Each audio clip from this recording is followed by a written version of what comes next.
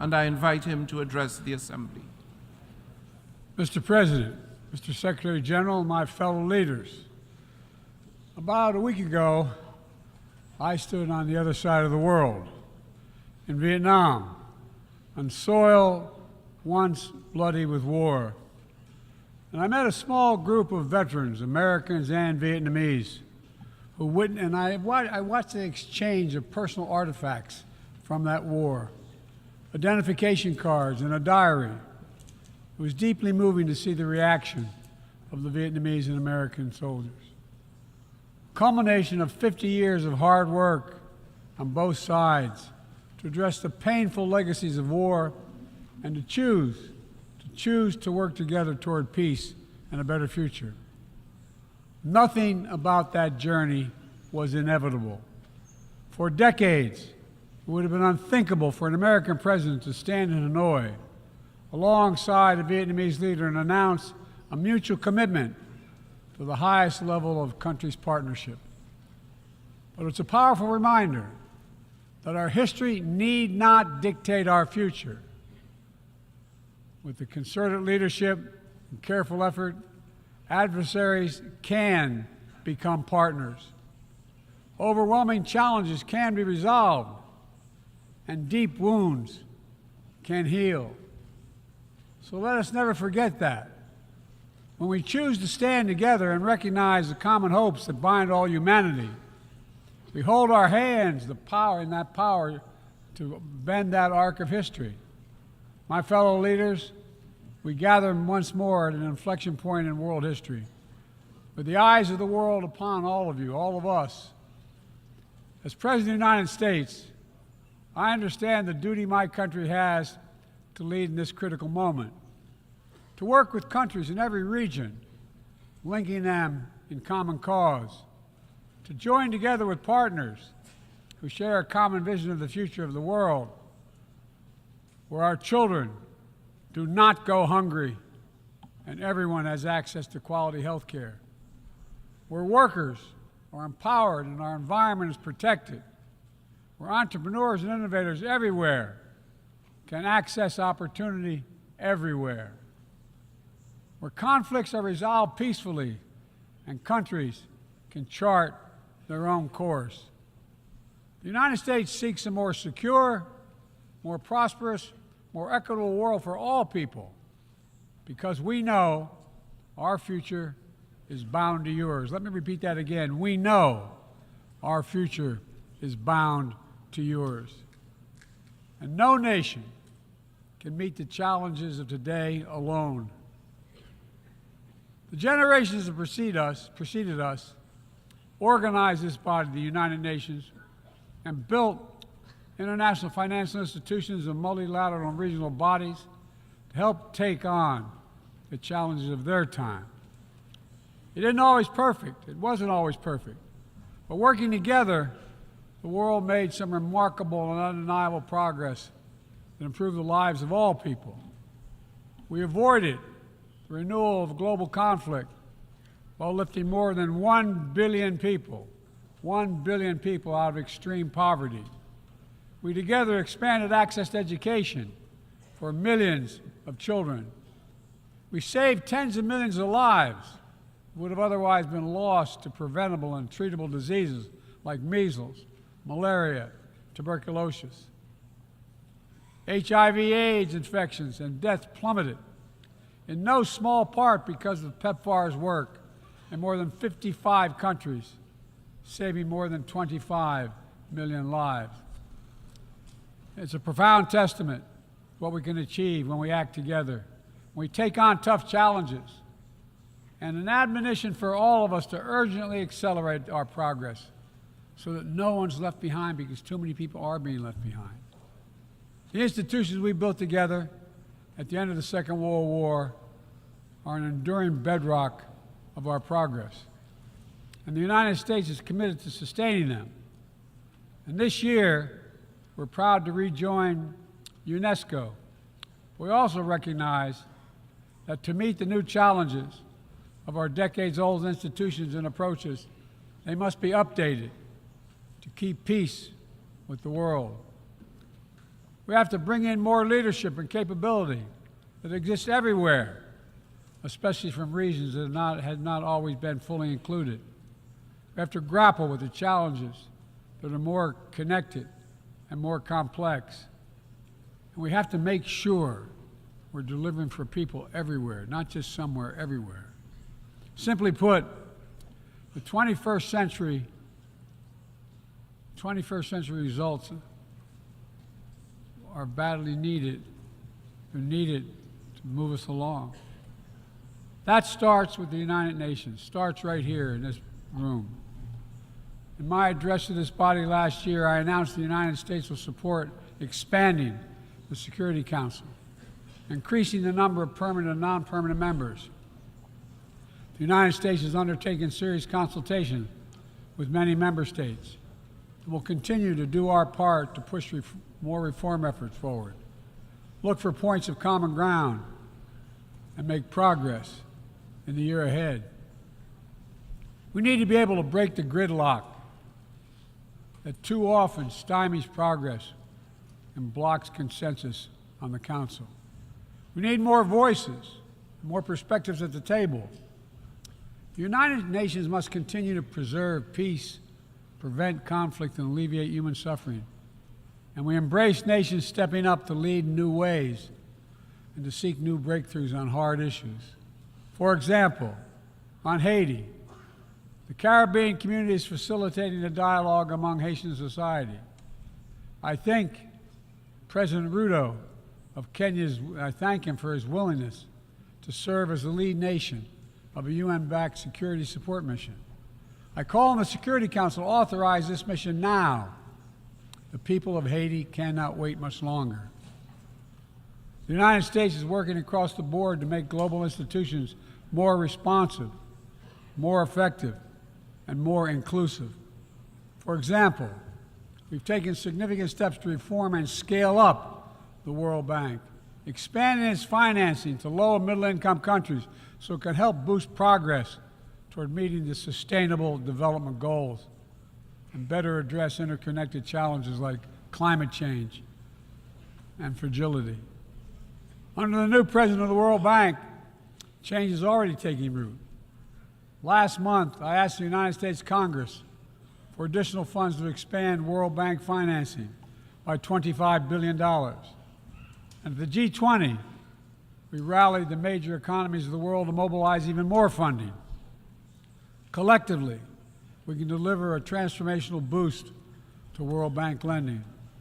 And because the multilateral development banks are among the best tools we have for mobilizing transparent, high-quality investment in developing countries, reforming these institutions can be a game changer. Similarly, we proposed making sure developing countries have a strong voice and representation at the International Monetary Fund. We're going to continue our efforts to reform the World Trade Organization and preserve competition, openness, transparency, and the rule of law, while at the same time equipping it to better tackle modern-day imperatives like driving the clean energy transition, protecting workers, promoting inclusive and sustainable growth. And this month, we strengthened the G20 as a vital forum, welcoming the African Union as a permanent member. By upgrading and strengthening our institutions, that's only half of the picture. We must also forge new partnerships, confront new challenges. Emerging technologies such as artificial intelligence hold both enormous potential and enormous peril.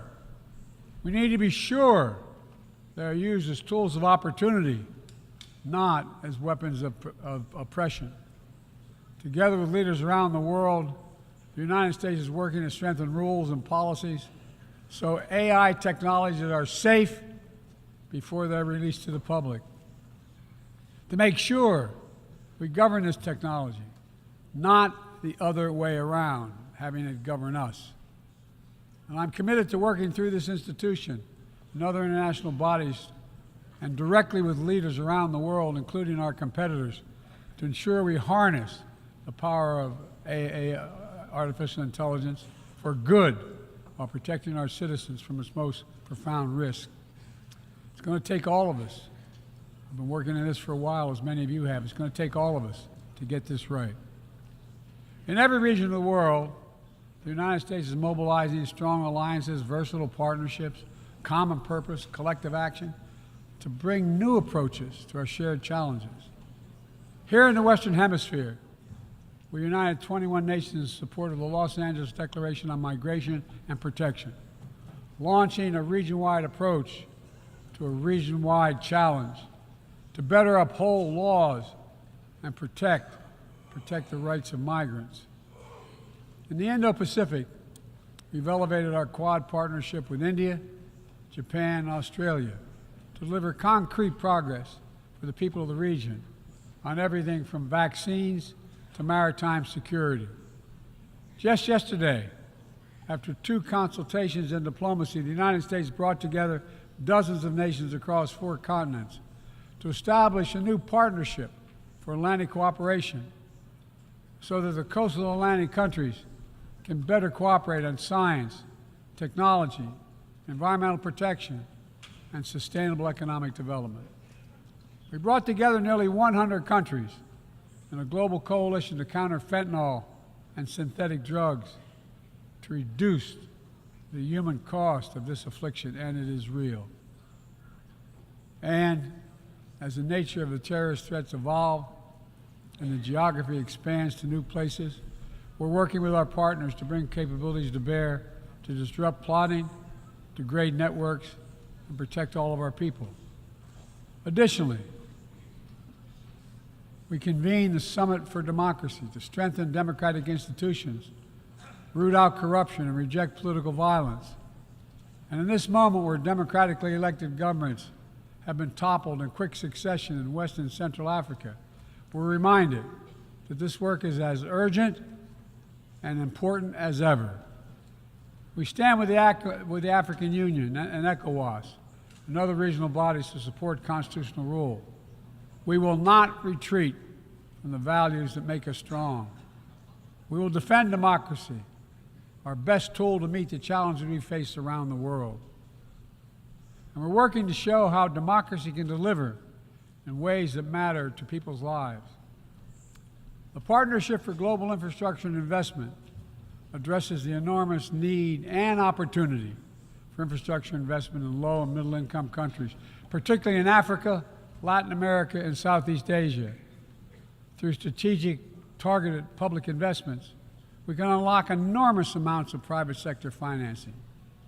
The G7 has pledged to work with parties to collectively mobilize $600 billion in infrastructure financing by 2027. The United States has already mobilized more than $30 billion to date. We're creating a race to the top with projects that have high standards for workers, the environment, and intellectual property while avoiding the trap of unsustainable debt. We're focusing on economic corridors that will maximize the impact of our collective investment and deliver consequential results across multiple countries and multiple sectors. For example, the Libido Corridor will extend across Africa from the western port of Angola to the DRC to Zambia, boosting regional connectivity and strengthening commerce and food security in Africa. Similarly, the groundbreaking effort we announced at the G20 to connect India to Europe through the UAE, Saudi Arabia, Jordan, and Israel will spur opportunities and investment across 2 continents. This is part of our effort to build a more sustainable, integrated Middle East. It demonstrates how Israel's greater normalization and economic connection with its neighbors is delivering positive and practical impacts, even as we continue to work tirelessly to support a just and lasting peace between the Israelis and Palestinians, 2 states for 2 people. Now, let me be clear. None of these partnerships are about containing any country. They're about a positive vision for our shared future. When it comes to China, I want to be clear and consistent. We seek to responsibly manage the competition between our countries so it does not tip into conflict. I've said we are for de-risking, not decoupling with China.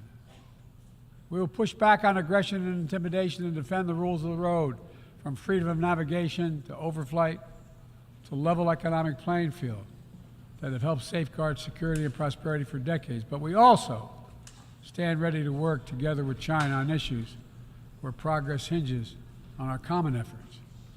Nowhere is that more critical than accelerating the climate crisis, than the accelerating climate crisis. We see it everywhere. Record-breaking heat waves in the United States and China, wildfires ravaging North America and Southern Europe, a fifth year of drought in the Horn of Africa, tragic, tragic flooding in Libya. My heart goes out to the people of Libya. That's killed thousands of people. Together, these snapshots tell an urgent story of what awaits us if we fail to reduce our dependence on fossil fuels and begin to climate-proof the world. For one day, my administration, the United States, has treated this crisis as an existential threat from the moment we took office, not only for us, but for all of humanity. Last year, I signed into law in the United States the largest investment ever anywhere in the history of the world to combat the climate crisis and help move the global economy toward a clean energy future. We're also working with the Congress to quadruple our climate financing to help developing countries reach their climate goals and adapt to climate impacts. And this year, the world's on track to meet the climate finance pledge that made under the Paris Agreement, $100 billion to raise collectively. But we need more investment from public and private sector alike, especially in places that have contributed so little to global emissions, but face some of the worst effects of climate change, like the Pacific Islands. The United States is working directly with the Pacific Island Forum to help these nations adapt, build resilience to the climate impacts, even as we lead the effort to build innovative new partnerships that attack the global challenges from all sides. From the First Movers Coalition, which is mobilizing billions of private sector community and the private sector commitments, to creating a market demand for green products in carbon-intense sectors like concrete, shipping, aviation, and trucking, to the Agricultural Innovation Mission for Climate, which is bringing farmers into the climate solution and making our food supply more resilient to climate shocks, and the Global Methane Pledge, now endorsed by more than 150 countries, which expands our focus beyond our carbon emission targets to reduce the potential greenhouse gases in our atmosphere by 30% in this decade. It's all within our capacity. We need to bring the same commitment and urgency and ambition as we work together to meet the Sustainable Development Goals of 2030. These goals were adopted at the United Nations in 2015 as a roadmap for improving lives around the world. But the hard truth is, for decades of progress, the world has lost ground these past years in the wake of COVID-19, conflicts, and other crises. The United States is committing to doing its part to get us back on track. All told, in the first 2 years of my administration, the United States has invested more than $100 billion to drive development progress in bolstering food security, expanding access to education worldwide, strengthening healthcare systems, and fighting disease. And we've helped mobilize billions more in the private sector investments. But to accelerate our forward progress on the Sustainable Development Goals, we all have to do more. We need to build new partnerships that change the way we tackle this challenge, to unlock trillions of additional financing for development, drawing on all sources. We need to fill the gaps and address the failures of our existing system exposed by the pandemic. We need to ensure that women and girls benefit fully from our progress. We must also do more to grapple with the debt that holds back so many low and middle-income countries. When nations are forced to service unsustainable debt payments over the needs of their own people, it makes it harder for them to invest in their own futures. And as we work together to recover from global shocks The United States will also continue to be the largest single country donor of humanitarian assistance at this moment of unparalleled need in the world. Folks, cooperation, partnership, these are the keys to progress on the challenges that affect us all, and the baseline for responsible global leadership. We don't need to agree on everything to keep moving forward on issues like arms control, a cornerstone of international security. After more than 50 years of progress under the Non-Proliferation Treaty, Russia is shredding long-standing arms control agreements, including announcing the suspension of the New START and withdrawing from the Conventional Forces in Europe Treaty. I view it as irresponsible and makes the entire world less safe. The United States is going to continue to pursue good faith efforts to reduce the threat of weapons of mass destruction and lead by example, no matter what else is happening in the world. This year, we safely destroyed at least the last chemical munitions in the U.S. stockpile, fulfilling our commitment toward a world free of chemical weapons. And we condemn the DPRK's continued violation of UN Security Council resolutions, but we are committed to diplomacy that will bring about the denuclearization of the Korean Peninsula.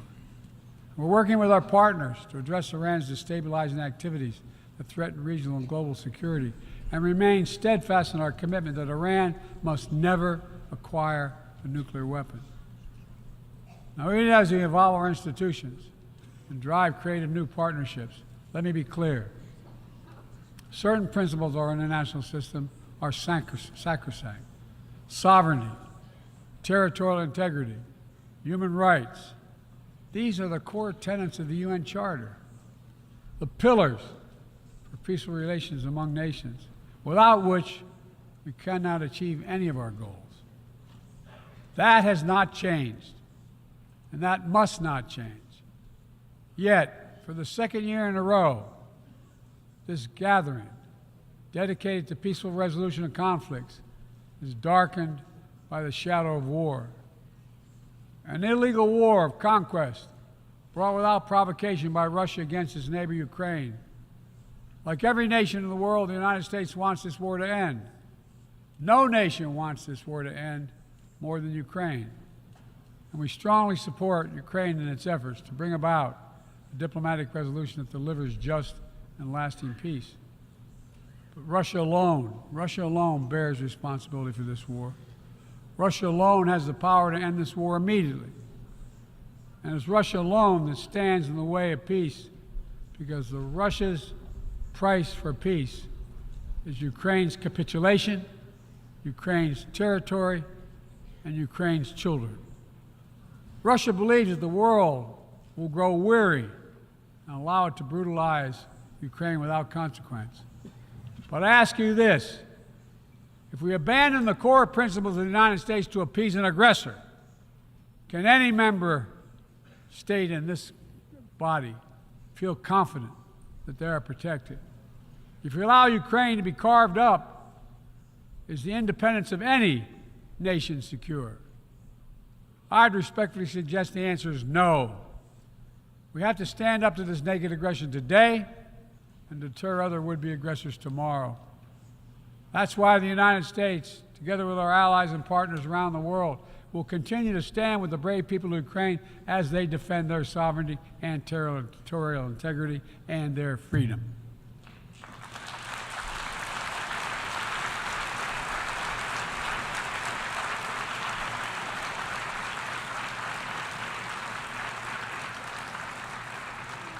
It's not only an investment in Ukraine's future, but in the future of every country that seeks a world governed by basic rules that apply equally to all nations and uphold the rights of every nation, no matter how big or small. Sovereignty, territorial integrity, they are the fixed foundations of this noble body. And universal human rights is its North Star. We cannot sacrifice either.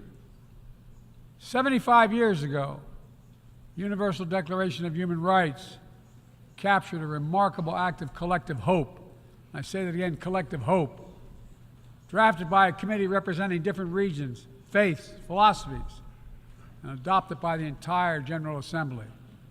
The rights contained in the Declaration are elemental and enduring. And while we still struggle to uphold equal and inalienable rights of all, they remain ever steady and ever true. We cannot turn away from abuses, whether in Xinjiang, Tehran, Darfur, or anywhere else. We have to continue working to ensure that women and girls enjoy equal rights and equal participation in their societies, that indigenous groups, racial, ethnic, religious minorities, people with disabilities do not have their potential stifled by systemic discrimination, that the LGBTQI plus people are not prosecuted or targeted with violence because of who they are. These rights are part of our shared humanity. They're absent, when they're absent anywhere, their loss is felt everywhere. They are essential to the advancement of human progress that brings us together. My fellow leaders, let me close with this. At this inflection point in history, we're going to be judged by whether or not we live up to the promises we made to ourselves, to each other, to the most vulnerable, and to all those who will inherit the world we create, because that's what we're doing. Will we find within ourselves the courage to do what must be done, to preserve the planet, to protect human dignity, to provide opportunity for people everywhere, and to defend the tenets of the United Nations? There can only be one answer to that question. We must, and we will. The road ahead is long and difficult, but if we persevere, and prevail, if we keep the faith in ourselves and show what's possible, let's do this work together. Let's deliver progress for everyone. Let's bend the arc of history for the good of the world, because it's in our power to do it. Thank you for listening. You're kind.